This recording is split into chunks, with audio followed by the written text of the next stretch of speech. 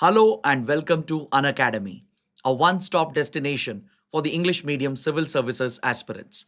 A very good morning and welcome to the most comprehensive Hindu analysis on YouTube. So let's start the discussion by first looking at the topics that we are going to discuss. From the Delhi edition of the Hindu, I have chosen 9 important articles. So let's cover these topics comprehensively so that you don't have to go back and read the newspaper again. But before we start, I have a very important announcement for 2027 aspirants. If you're looking to enroll for our online classes, this would be the perfect opportunity as Unacademy is providing a flat 50% off on our online subscription. The subscription is now available at just 17,999, which is roughly 833 rupees per month.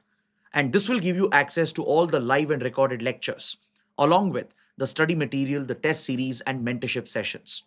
I'm told that this offer ends on 16th of May. So those interested, please click on the link provided in the video description. But on the subscription page, you might see a different fee. So to avail the offer, you have to enter the code IAS English. And also, if you enroll within the offer period, you will get up to 6 months of free extension. So with this, let's get started and look at the first topic. On page number 6, there is an editorial related to the recent examination scandal with regard to NEET-UG.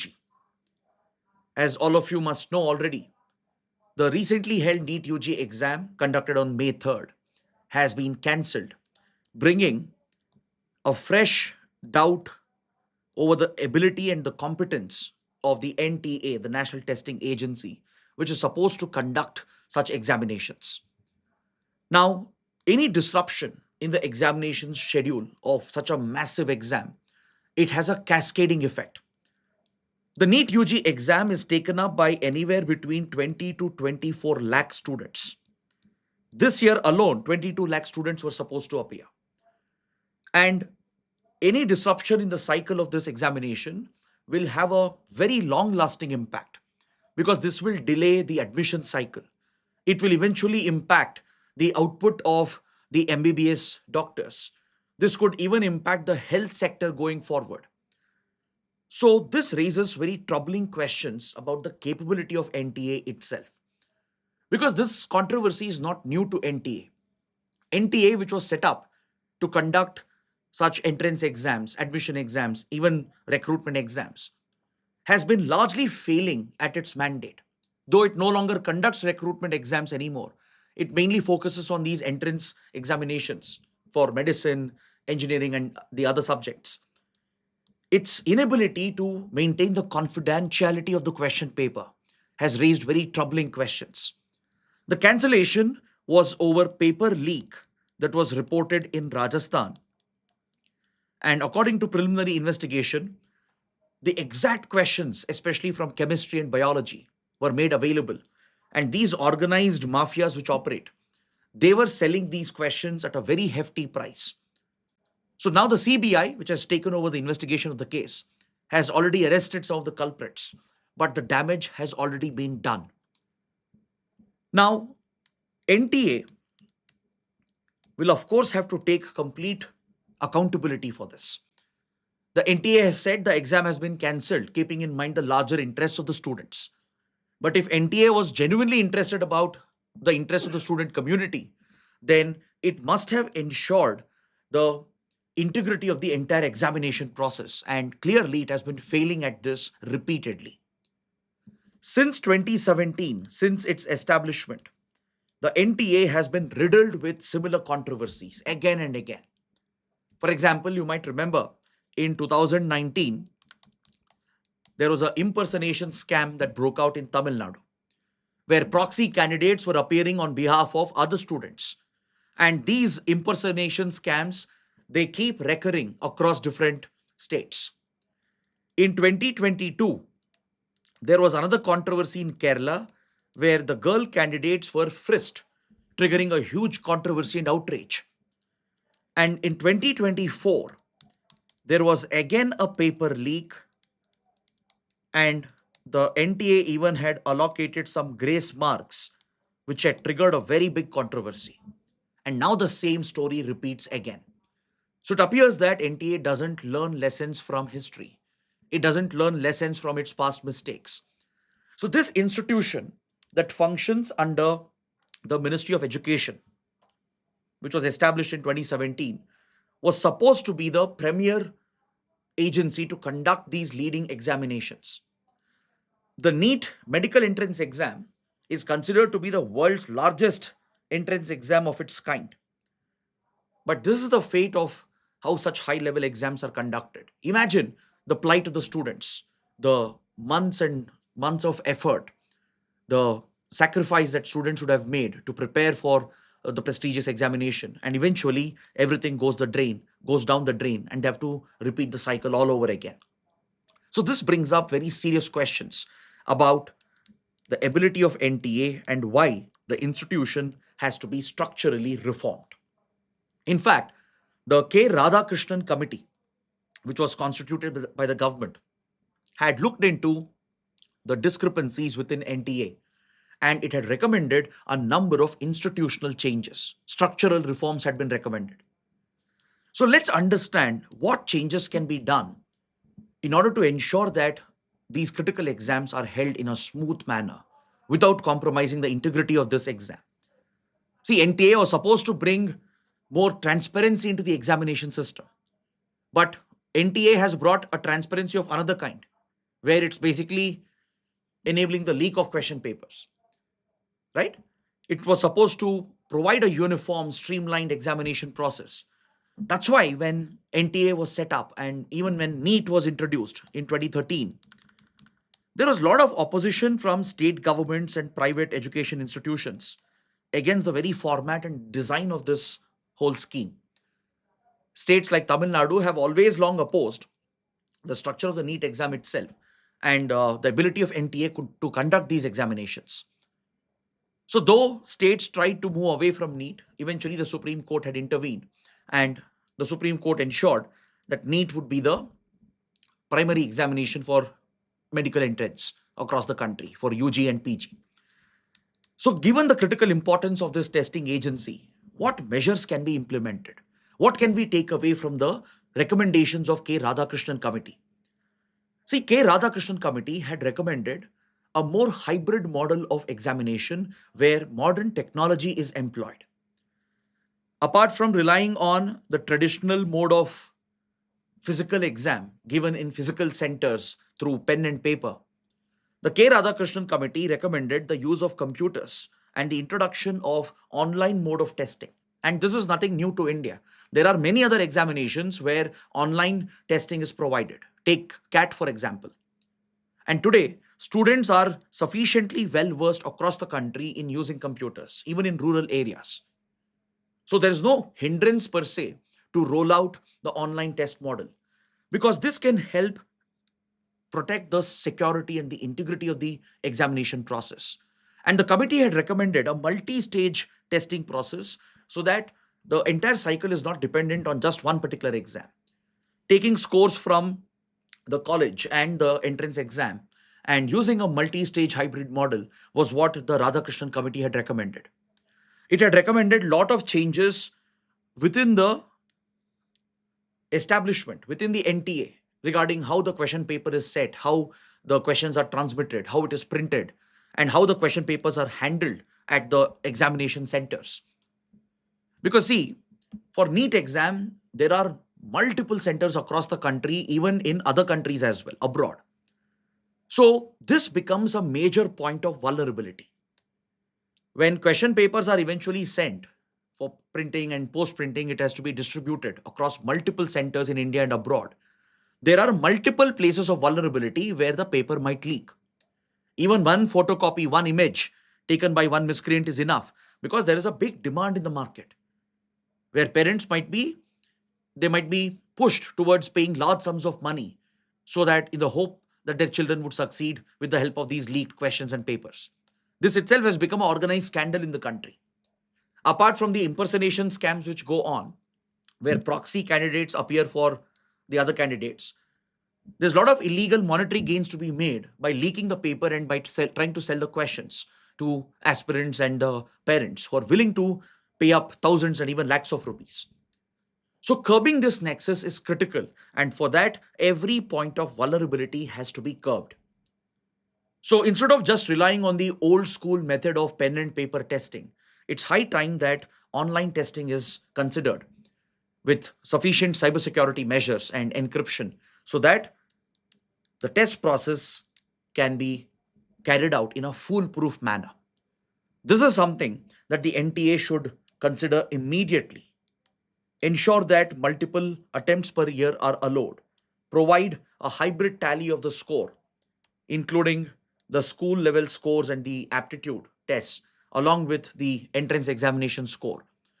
And ensure that the whole process is decentralized with stronger digital security and security of the question paper itself. Now, here NTA can probably draw some lessons from UPSC. UPSC, though, continues to conduct the physical exams, the pen and paper model of exams. It has been able to maintain the integrity and security of the process, right? Right up to the district level, where the centers will be located, there is a clear chain of command where the DC of the respective district is directly responsible for ensuring the safety and the integrity of the question papers, which are stored in these strong rooms, brought out at the last minute and distributed to the centers under heavy security and police protection.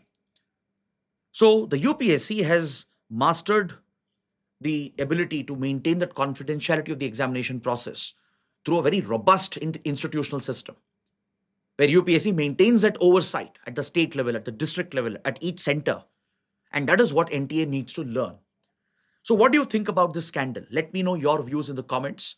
How does it upset the plans of students? How does it derail the efforts of lakhs of students in the country?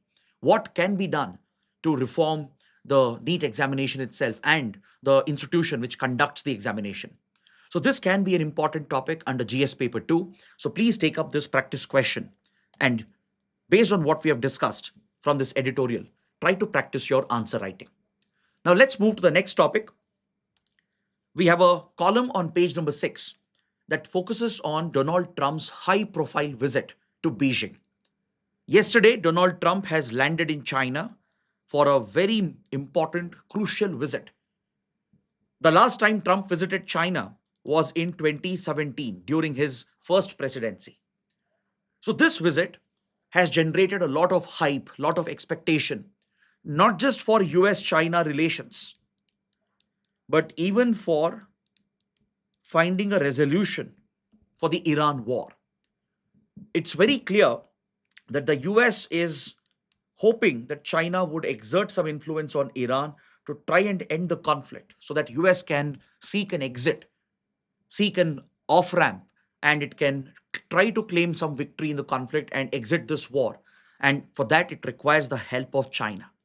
Because if someone can convince Iran to make a compromise, it is probably China. China has all the leverage.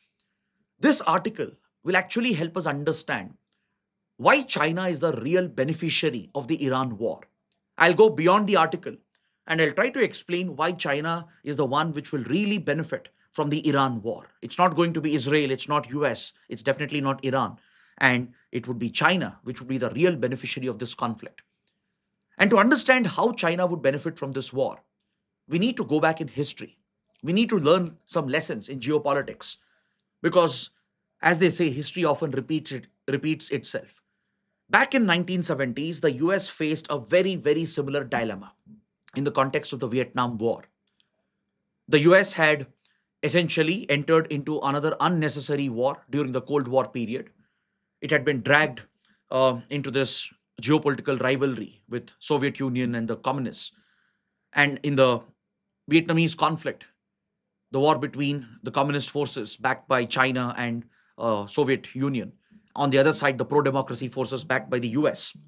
This conflict, which dragged US into a direct military intervention, this conflict, which had dragged the US into a direct military confrontation, it ended up becoming a war of attrition, where US faced severe losses and eventually it had to seek a retreat.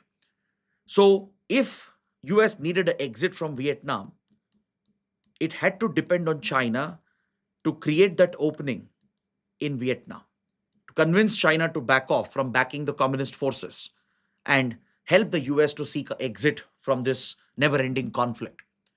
But at that point, until 1970s, US and China did not have formal relations. The US had never recognized the People's Republic of China after the communists won the Civil War in 1949 and captured power in mainland China. The US continued to maintain its engagement with Taiwan or Republic of China, led by the Kuomintang Party, and even the permanent seat of China at the UN Security Council was until then with the Republic of China government of Taiwan, not with the PRC. So, for the Americans, it had become a top priority in the 1970s under President Nixon to open up relations with China. And this is where Nixon and Henry Kissinger, his national security advisor, later who would become his Secretary of State, initiated an approach towards China with the help of Pakistan as a mediator. So, as Pakistan mediated between US and China, it paved the way for Kissinger's secret visit to China that laid the ground for the final visit of the president. So, US President Nixon visited China, met with Mao Zedong, met with Zhou Enlai, and the top Chinese communist leadership. And this had a clear outcome, a clear winner. It was China which emerged victorious. China hit a jackpot following Nixon's visit and the restoration of US PRC relations. The US not only gave recognition and legitimacy to the communist state, it basically threw Taiwan under the bus. The Taiwan issue was relegated to the corner, and the US ensured that the permanent seat at the UNSC was secured for the PRC, and the PRC took this table at it took the seat at the permanent members of the UNSC. Now, in return, China ensured that it withdrew the support it was giving for communists in Vietnam. That helped US to scale down the war and seek an exit as soon as possible and withdraw the troops. So eventually, this brought more geopolitical significance and legitimacy to China's communist leadership. It paved the way for China's eventual economic and geopolitical takeoff. So this was like a launch pad that US had to create for China in order to extricate itself from the never-ending war in Vietnam. Now, when you compare this with the Iran conflict, in many ways the circumstances are similar. Though US Israel might have decimated Iran's infrastructure and a lot of its military capabilities, including its nuclear capabilities, Iran still holds the upper hand in this conflict by having a stranglehold on Hormuz, by leveraging its geography to its advantage. Iran has clearly gained a strategic upper hand, and the war is unlikely to end unless and until Iran agrees to make a compromise. Now, within the US, the appetite for war has slightly reduced, mainly because the Trump administration cannot breach the legal requirement. Under the War Act, the US president can't wage such a war without the authorization of the US Congress. That would be deemed as an illegal war. So, for all practical reasons, the war from the American side has stopped because the Congress is unlikely to approve any further extension of this conflict. So now Trump is desperate, right? Trump is desperately looking for an exit, and Iran realizes that. That's why Iran has held on to its commitments, its proposals, and it keeps on insisting on these maximalist demands, which it expects the US to agree to. So, if someone can convince Iran to tone down the proposal and agree for a compromise, it is China. Now, this is where China will leverage all the advantages that it has. In this visit, both sides will not only try to resolve their bilateral issues, but they will heavily focus on bringing the Iran war to an end, because that is in the larger interest of China as well. Now, when you look at the bilateral priorities between US and China, there are three T's that are crucial for both sides. One is trade. China would seek exemptions from Trump's unsustainable and illogical tariffs. As you know, since last year, Trump has waged a trade war against China. He did this during his first presidency as well. He had even scaled up the tariffs last year up to 150% against China. Now it has been reduced and brought down to around 45%. But still, it's a major barrier for trade. Chinese exports to US market have been hit in a very big way. So China would use this opportunity as a quid pro quo, that China would help US with Iran. It would influence Iran, convince Iran to take a back step and agree for a compromise. If Trump agrees to tone down the tariffs and facilitate Chinese exports back into the US, this would definitely be a Chinese precondition. Then US also has its expectations in the trade sector. US would expect China to buy more agricultural products to increase its agri imports from the US, especially soybean. US is a major producer of soybean. China is one of the world's largest consumer of soybean, right? And also one of the largest importers. Recently, China had crippled these imports by placing restrictions to hit Trump's core vote bank. If soybean farmers are hit in the rural parts of the US, then Trump's political support base would be weakened. Because Trump's primary support base, the MAGA crowd, comes from rural parts of America, and a direct hit at the farming community and the agrarian interests of the US will directly hit the political base of Donald Trump. So China has played its game very well in this regard. And now US would expect China to make further concessions and procure more American agricultural products. In fact, last year itself, when Trump and Xi Jinping met in South Korea at the APEC summit, China had already agreed for some concessions and it had removed some of the import restrictions. Now, US would expect more concessions from China, and they would expect China to buy more agricultural commodities from the US. Then, coming to technology, technology is another key area for both the sides.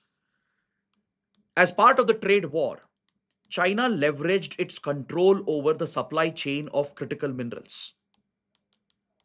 It placed export controls and restrictions to block US access to key minerals, including lithium and other precious minerals, which have a great deal of strategic value in today's world. So US would be looking at China to ease those restrictions. China has already taken some steps last year after the APEC summit, but now US would insist upon China to further reduce its dominating control and allow American importers and companies to access China controlled supply chains. In return, China will also expect technology related restrictions to be relaxed, especially for semiconductor chips and GPUs that US controls as a critical technology. The US has placed export controls on key semiconductor chips, especially GPUs, graphic processing units, which are the backbone of your AI data centers. And not just China, the whole world depends on American chip manufacturers like Nvidia and others. The US had restricted this technology as a critical sensitive technology, mainly to keep China out and ensure China doesn't have access to these key technologies. Now, China would insist on some concessions and it would seek access to these semiconductor chips and GPUs. Then, China has another big demand, more than trade, more than technology. Apart from all of this, what matters to China is the other T, the third T, which is Taiwan. For China, this is a red line that no one can cross. US has been poking around in China's backyard trying to push Taiwan and China towards a confrontation, right? So US has been supplying arms and weapons, engaging diplomatically with Taiwan, and even carrying out visits, high-level visits to Taiwan. That is something China strongly opposes, as China believes Taiwan to be an integral part of its sovereignty and territory. And someday China hopes to integrate Taiwan back into China. So, given this priority for the PRC leadership, Xi Jinping will definitely insist and warn the US to back off from Taiwan and give guarantees that US would not interfere in Taiwan. So if these concessions are met, if Trump agrees to these demands of China, then definitely China will work with Iran and convince Iran to strike a compromise. Because see, China is always having the upper hand in this conflict. Though China faced economic disruption because of the blockade of Hormuz and ongoing conflict, Iran kept on supplying energy products to China even during the course of the war using its shadow fleet. Please understand, China has a critical dependency. It imports nearly 80% of Iran's oil exports. Iran is one of the critical suppliers to China, Like just like India, even China has a major dependency on oil procurement, procuring nearly 80-85% of its supplies. And Iran's 80% of its oil exports are bought by China alone, which is roughly like $45 billion every year. Apart from oil, they have a decent non-oil trade as well, as China is the key supplier of important components for manufacturing Iran's missiles and drones. China is the key supplier of defense components, spare parts, electronic circuits, and other key strategic technologies, which Iran buys from China to build its missile and drone fleets. So Iran has that massive dependency on China, and China has a strong economic hold on Iran. China is a big investor in Iran under the Belt and Road Initiative as well. So it can use this leverage and convince Iran to settle down and tone down some of its demands. And also, China is well informed about what's happening in the peace process. Because, see, Pakistan, which is acting as a mediator, is an all weather friend of China. Pakistan will definitely keep China informed as to what's happening with the peace talks. Recently, Iran's foreign minister, Abbas Araghchi, has visited Beijing as well, just before Trump's visit to China. These are clear signs that China is being tapped by the US and it is working with Iran and Pakistan to try and end this conflict. So eventually, in another few weeks and months, if a solution is worked out, if Iran tones down and agrees to a compromise, and US is allowed to claim some form of victory and back out of this war, then finally it is China which will come out on top. It will mark the decline of the US and the further rise of China, something which happened in 1972. That event following Vietnam War, it was a propelling event for China's rise. And right now, this could enable China probably to march ahead of the US in terms of its geopolitical weight. That's why I said the real winner of the Iran war would be China, right? Trump probably has made the biggest mistake. He has accelerated the decline of the US.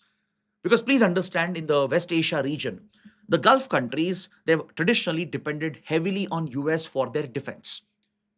And American military presence in the region is what allowed US to exert that kind of influence. Now Iran has shattered this myth. Iran has hit almost every single American base, causing significant damage, as revealed in a recent investigation by the CNN. CNN reports have shown that American bases have suffered significant damage, and Gulf countries have by now realized that they were unnecessarily dragged into this conflict. So, going forward, the Gulf nations, the West Asian countries, would be all the more cautious while engaging with the US. They will no longer rely on American security umbrella. They would all tilt towards China, as China could act as a stabilizing factor given its close ties with Iran and as well as its close ties with the other West Asian countries, especially the Sunni monarchies. So, this is what we take away from this important article. Of course, we'll continue to track this development. And once the summit is over, we will discuss the outcomes as well. So, please take up this mains practice question. Next, we have a related article, but it focuses on international law in the context of modern conflicts. The writer is a well known senior advocate at the Supreme Court of India, someone who's widely respected in legal circles. So he's talking about the irrelevance of international law and how international law has been subverted by major powers, which is evident in the ongoing modern conflicts. Be it Russia, be it Israel, be it US, even China. These are the biggest rule breakers, and they are essentially eroding the international structure itself. Now, when you look at war, peace, and conflict, there is an entire history of international legal frameworks and mechanisms which have come up that helps maintain some form of peace and stability. See, the best form of maintaining peace in the world is to have balance of power. When powers are balanced, right, that's when peace can be maintained. What is this balance of power? Balance of power essentially is a key concept in political science and international relations, where two states, which are the, let's say, the leading powers of the world or the region, they need to counterbalance each other. And for that, both sides should have a stronger economy, a strong military. That is what creates the deterrent effect. Like, for example, why India China will never get into a full fledged conflict despite repeated incursions and escalations and tensions. Because both sides have created this deterrence, maintaining that balance of power in some way or the other. Both sides possess nuclear weapons, both are major economies, both have a certain economic interlinkage and dependency on each other. China needs the Indian market, India needs Chinese technology, goods, and investments. So, this acts as a natural deterrent, maintaining that peace and stability, and it acts as a counter to any instigation for war and conflict. Now, when you go back in history, you will see the sayings of Alexander Pope, who said that balance of power is what will prevent war and conflict. He said this in the context of Europe, the wars between France and the other European powers. In that context, balance of power was seen as a peace strategy. That is exactly what would allow a region or a entire, let's say, a continent to maintain peace and stability. That's what was seen in Europe when balancing powers came up, which could counterbalance each other. When all of them became economically stronger, militarily stronger, it acted as a natural deterrent to prevent war and conflict. Of course, back then, you didn't have any international institution or a rules based system. But maintaining balance of power has been a traditional way of preventing conflicts.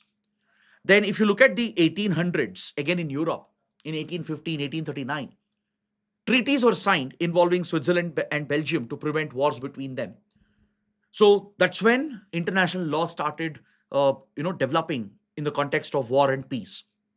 These placed restrictions on use of aggression, use of armed force. But the first time that we saw a proper codification of international law with regard to aggression and conflict was through the Hague Convention of 1907. The Hague Convention made it mandatory for countries to basically issue a formal declaration of war before showing aggression against another state. They had to formally declare war or issue a notice or an ultimatum before the hostilities could begin. So, this precondition was placed by the Hague Convention, which would allow other powers to step in, intervene, and pull the hostile powers away from conflict or negotiate between them, mediate between them. Then came the League of Nations. The Covenant of the League of Nations under Article 12, it set a process, a arbitration, judicial process through which conflicts could be resolved, and even gave a cooling period so that two countries which are about to get into a conflict, they could be pulled away from the brink of war, pushed towards arbitration and a judicial settlement instead of picking up arms against each other. But all these arrangements, right, they have no relevance in today's world. They very quickly became outdated. As you know, League of Nations itself was a big failure. It failed to prevent any future conflict. So the United Nations that was built later on, post Second World War, it is built on a system of rules. The UN is supposed to be the protector of peace and security. Its key mandate is to maintain international peace and security. Now, before the UN Charter was implemented, we had the Kellogg-Briand Pact of 1928 that openly condemned any recourse to war as a geopolitical option. But of course, this pact fell apart very quickly as countries entered into the Second World War. So, following the learnings of the two world wars, the UN Charter that was framed, it clearly included explicit provisions prohibiting any form of military aggression against a sovereign state. We have discussed this provision multiple times in our previous sessions as well. I'm referring to Article 2, specifically Article 2, Clause 4, which prohibits any UN member state from attacking another UN member state. Even issuing threats against the political independence and the integrity and the sovereignty of a nation is prohibited under Article 2, Clause 4. So it essentially prohibits military aggression, the usage of war as a geopolitical option, and only promotes peace and negotiations to settle any disputes. But however, Article 51 introduces the concept of self defense, where a country can act in self defense if it is attacked. If there is an armed attack against a country, then you have a collective right or even an individual right to act in self defense. That is, an individual country can act in self defense. Let's say a country A is attacked by country B. So, if there is established proven armed attack on the country, then country A can go to war in order to defend itself.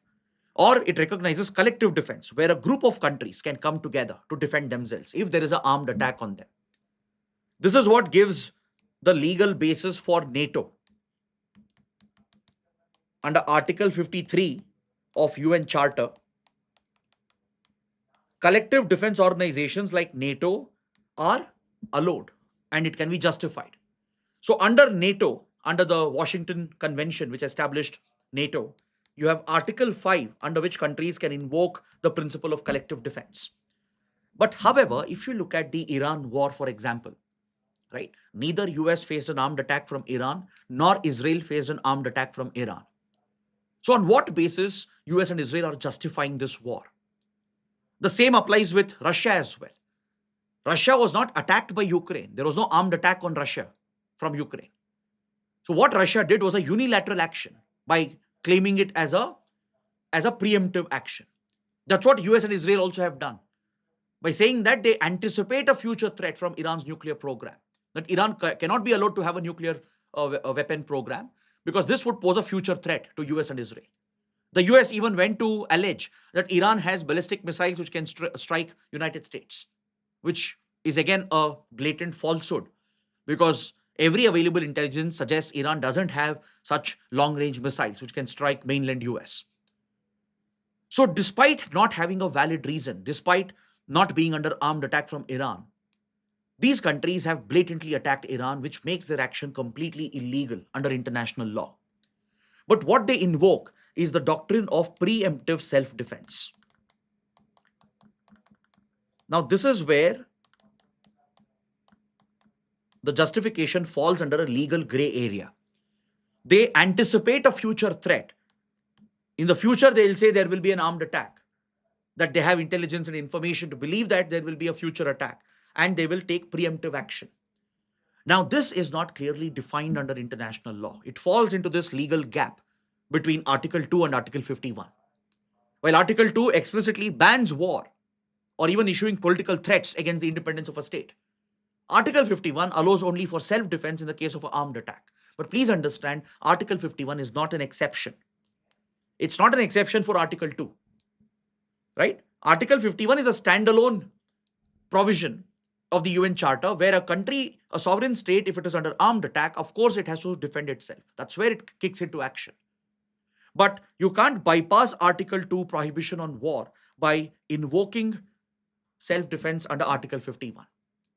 And when there is no armed attack, claiming preemptive self-defense, acting in anticipation of a future threat, is clearly against the spirit of the international legal framework. So the writer is shocked and alarmed at the audacity of these major powers to break down the international legal system. Right? Be it Israel, be it Russia, be it US, even China is known to do the same. China's aggression in South China Sea also goes against established rules of the UN clause, the UN Convention on the Law of the Sea.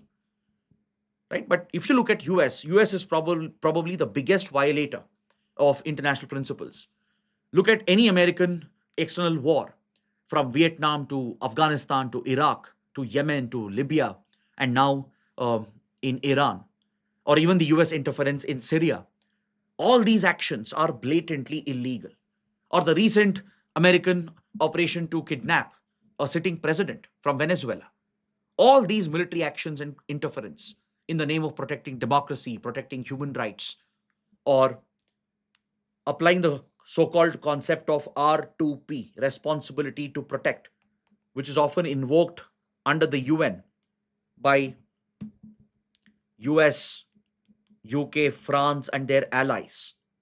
Western countries have often relied on this controversial concept called R2P, responsibility to protect, where they claim that these leading powers have a responsibility to defend and protect democracy, to protect human rights. Using this as an excuse, they have carried out many geopolitical interventions. Libya was a classic case, where US, UK, France, they colluded to invoke the R2P principle under the UN, and their goal was to eliminate Muammar Gaddafi, topple the regime. Regime change was their real agenda, the selfish goal of these three countries. So the writer takes a clear stand against such blatant violations of international law. The writer says you need a Iran to counterbalance Israel. You need a Israel to counterbalance Iran. The moment that balance is broken, that's where war breaks out. He's also shocked by the extent of aggression that Israel has shown across this region. It has easily attacked 6+ countries, violated the sovereignty of multiple nations, engaged in genocidal illegal action targeting civilians. And none of this is questioned under international law. Right? That shows the weakness of the UN system itself. It shows the irrelevance of United Nations as a global peacekeeper. So what can be done? The writer is suggesting that this moral duty to raise questions, to question governments and leadership, lies with the people of the world. You have to rise beyond your nationality, right? Irrespective of your nationality, you need to look at the humanitarian picture, and people across the world should start questioning their governments when they resort to such aggressive, illegal military action. Of course, this may not really have any impact on governments and aggressive leaders, but eventually, the power of people is what will tilt democracies to come back to the right path. Now, let's look at the next article on page 12. There's a very important article related to the environmental concerns in Great Nicobar. We have studied about the Great Nicobar Island project in our previous classes. We have even discussed the environmental concerns associated with it. Recently, a case has been filed at the Calcutta High Court alleging that the consent required by the Gram Sabhas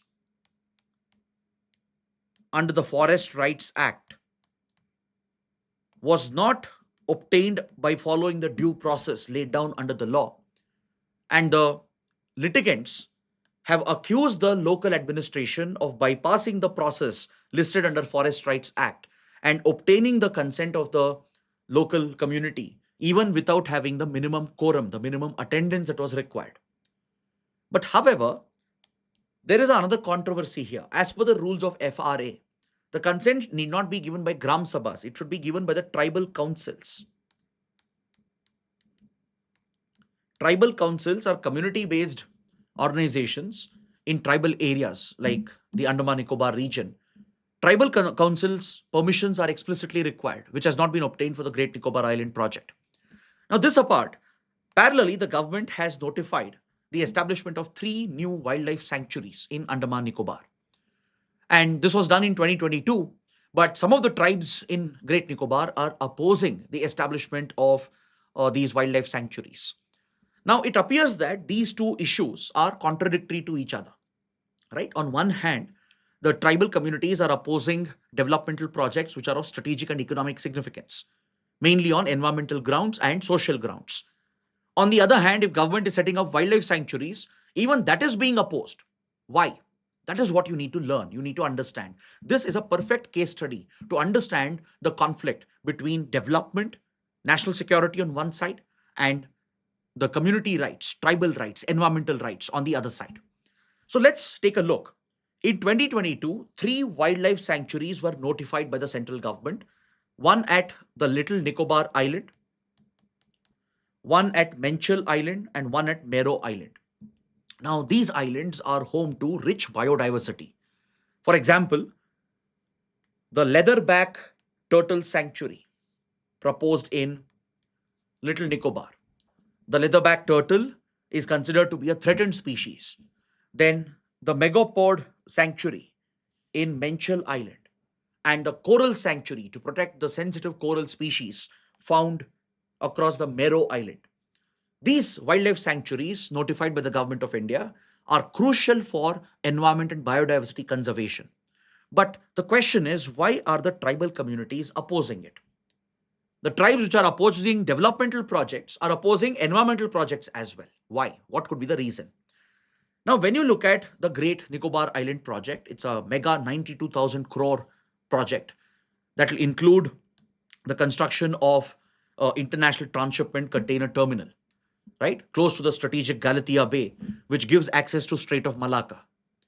It will also include a new airport and industrial township promotion of tourism, along with a thermal gas power plant.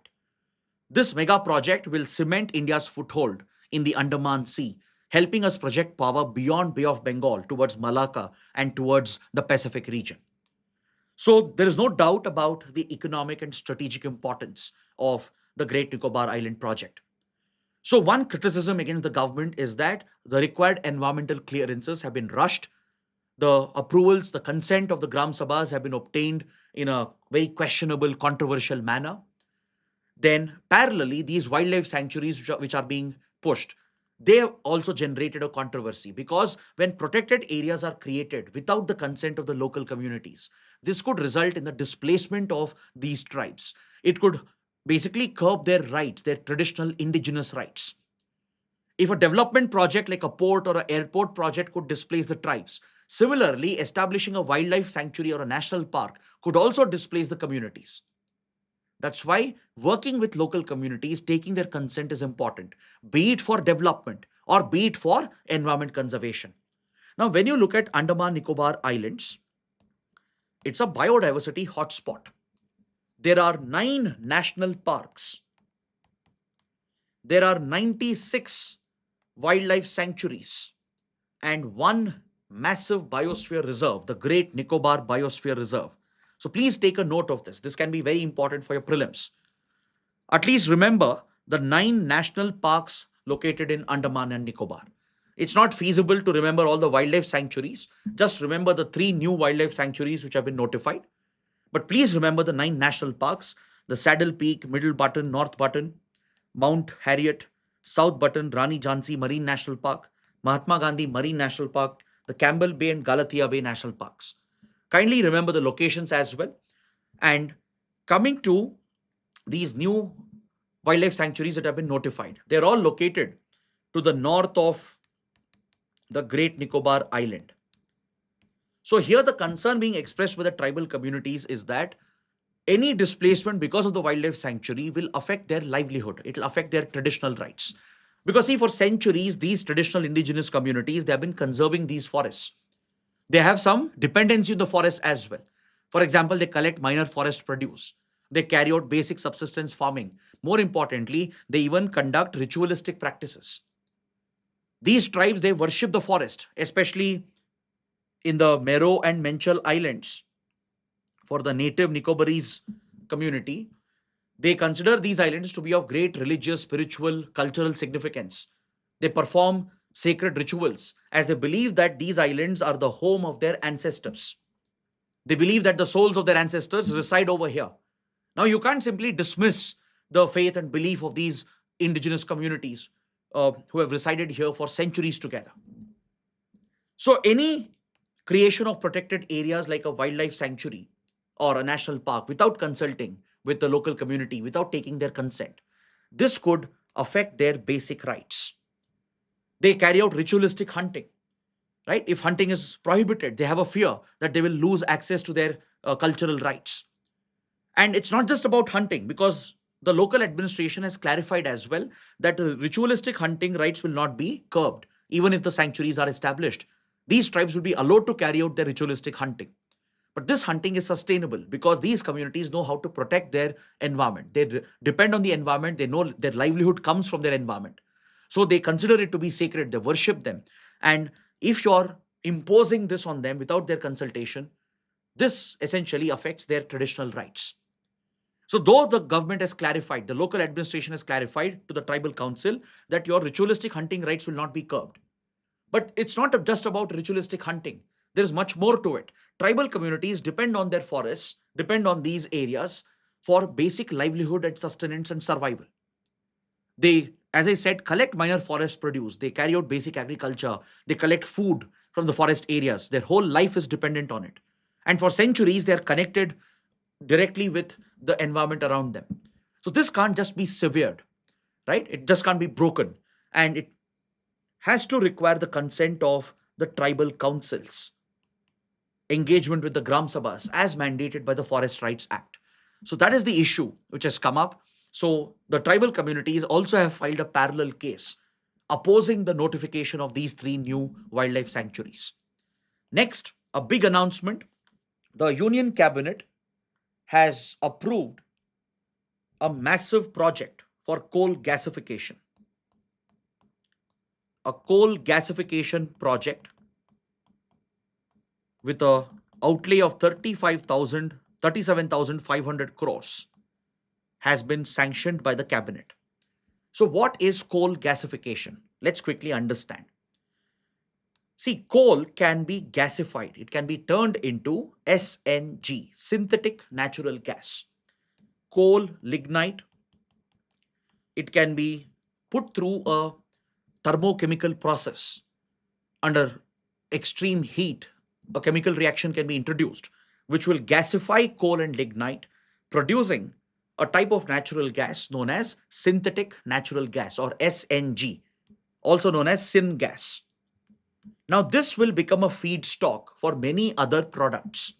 Synthetic natural gas can be used to produce urea, ammonia, and many other products which are used in the fertilizer and petrochemical industry.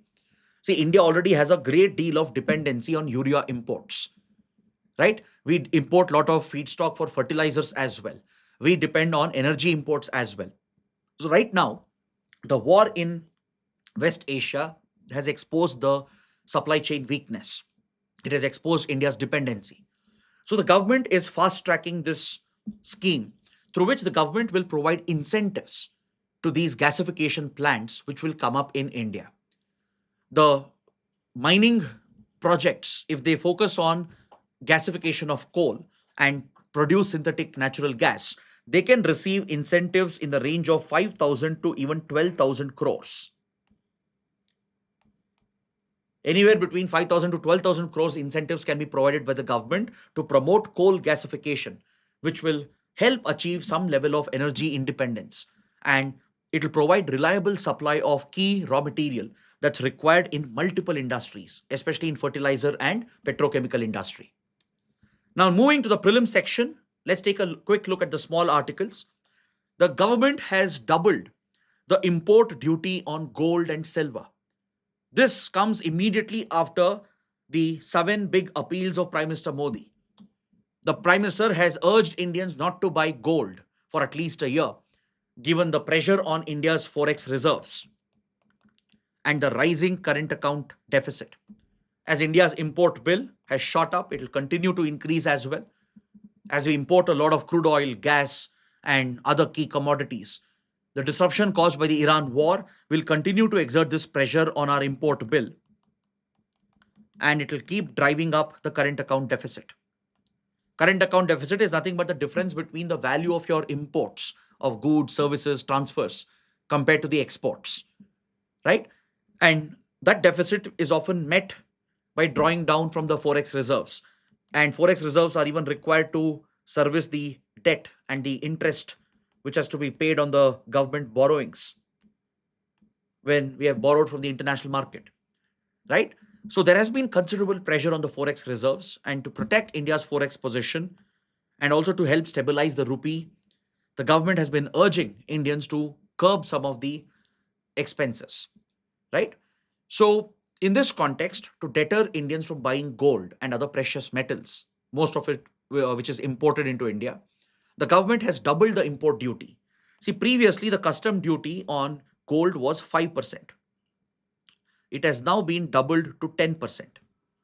Then there is a cess imposed on gold when you purchase gold in the market. The Agriculture Infrastructure Development cess, which was 1%, it has now been increased 5 times to 5%. And the IGST remains at 3%. That's a standard 3%. So cumulatively, the total duty on gold has basically increased by 100%. It was previously 9.2%, now it has jumped to 18.4%. So this will make buying gold quite expensive. And the government is hoping that this will become a deterrent to keep Indians away from buying gold. But however, the industry is strongly opposed to this move. Because see, for Indians, buying gold is not just about the price. It's a very emotional, cultural thing. And gold is often seen as a safe haven, as an investment source. And more importantly, there is a cultural, even religious significance attached to it. No matter what the price, Indians will continue to keep buying gold. right? Even if the price goes up. And this could create a fertile ground for gold smuggling to resume. Gold smuggling had largely been curbed, mainly because of progressive taxation policies. If the government is bringing back these duties, it could be counterproductive as demand will continue to remain as it is. It will create a route for illegal elements to start smuggling gold into India. This will have a detrimental effect even on the security of the nation. And more importantly, this could have a negative effect on the jewelry industry of India, which is a key backbone of the Indian economy, especially for Indian exports. So that fear has been expressed by the industry. Next, the Cabinet Committee on Economic Affairs has announced the MSP, the minimum support price for the upcoming kharif season. See, right before the sowing season, be it for kharif or rabi crops, the MSP is announced for around 22 crops along with the FRP, the fair remunerative price for sugarcane. Now, this price is determined or recommended by the Commission for Agricultural Costs and Prices, CACP, which functions under Ministry of Agriculture. Based on the recommendations of the Commission for Agricultural Costs and Prices, the Cabinet Committee on Economic Affairs takes a final decision. The CCEA, which is a very high level cabinet committee, finally approves the MSP for these crops. So, right now, the MSP for paddy has been increased by around 72 rupees. And especially for A grade paddy, there has been a slightly higher increase to ensure that farmer income can be protected. A guarantee can be provided to farmers. This will become an indicator for farmers to, decide on which crops to grow, as there is a guarantee given by the government, because the government would buy those crops at these minimum support prices. So the government is hoping that it will help farmers realize a turnover of at least 50% over the cost of production, right? Which will bring some sense of financial stability to the farmers. Now, you need to note down that MSP is recommended by the CACP, the Commission for Agricultural Costs and Prices under the Ministry of Agriculture, based on which the final approval is granted by the Cabinet Committee on Economic Affairs. Now, who chairs the Cabinet Committee on Economic Affairs? It is the Prime Minister of India. It's a high level cabinet committee like your Cabinet Committee on Security. So it is chaired by the Prime Minister himself. Now, I'll give you one small homework. Can you find out the composition of this committee? Can you find out which other cabinet ministers are part of Cabinet Committee on Economic Affairs? It is chaired by the PM, but which other cabinet ministers are part of the CCEA? I'm asking because there is another article in the paper related to the Cabinet Committee on Economic Affairs. It has approved India's first ever semi-high speed railway project in the state of Gujarat. See, as India builds a high speed rail network in collaboration with Japan, and we are rolling out the first bullet train project from Mumbai to Ahmedabad. Parallelly, Indian Railways has worked on an indigenous technology. And the first ever semi high speed rail project is coming up in the state of Gujarat. So you have to remember the route. It connects Ahmedabad with the ancient historical site of Dholera. Because see, today Dholera is emerging as a commercial hub. There's a special investment zone, a new airport, an international airport is also coming up. So Ahmedabad will be linked with Dholera with this semi-high speed railway line built using indigenous technology. If you look at the high speed rail project, the bullet train project between Mumbai and Ahmedabad, here we are depending on Japan for concessional loans and even the technology, the Shinkansen technology. But this semi-high speed railway project, which is the first ever of its kind, which has been approved by the CCEA, it relies on indigenous technology developed by Indian Railways. Now, this will be a reference model, like a pilot project. If it is successful, this will be replicated across the country and multiple semi-high speed rail corridors will be created. Now, coming to the last article for today, the Supreme Court of India has directed the central government to provide additional funds to state governments to help them install CCTV cameras for improving policing and to help state police to focus on law and order, the Supreme Court has directed the central government to release more funds to the states to help them procure CCTV cameras. Now, where will the funds come from? Right? See, there is a scheme that the central government implements. It's called Modernization of Police Forces Scheme. The Modernization of Police Forces Scheme. It's a very important scheme implemented by the Ministry of Home Affairs, which is responsible for internal security of the country. Now, when you look at policing and public order, these are state subjects under the 7th schedule of the Indian Constitution. So, states have the primary responsibility to look after policing, police modernization, maintaining public order and law and order. But center also has an internal security duty to assist and help the states to maintain security of the state. So this is where the central government has been implementing this very critical scheme called Modernization of State Police Forces since 1969-1970. It has been renewed and extended repeatedly by subsequent governments, and it has two main components. One part of it is used to finance the modernization of state police forces, and another component is used to modernize the Central Armed Police Forces, the CAPFs, under the Home Ministry. Now, this scheme consists of many sub-schemes such as SRE, Security Related Expenditure Scheme, which has been used in our fight against Naxalism. In order to incentivize the Naxal-affected states to modernize their police forces and to fight effectively against Naxalism, the central government used the SRE scheme and it reimbursed the cost of police modernization. This encouraged states like Odisha, Chhattisgarh, and others to invest in modern weapons, modern technology, and modernize their police forces because they knew that the center is going to reimburse the cost under SRE scheme, which is a sub scheme under the modernization of police forces scheme. So it has been extended till 2025-2026 with fresh outlay, and it has been critical in our fight against Naxalism and as well as to improve the capabilities of our state police forces. So please remember this important finance scheme. It's a financing scheme to fund the modernization of state and as well as central police forces. So on this note, I bring the discussion to an end. I hope it's been an interesting and useful session. If you have benefited, please press the like button, share your comments, and don't forget to subscribe to our channel. Thanks for watching.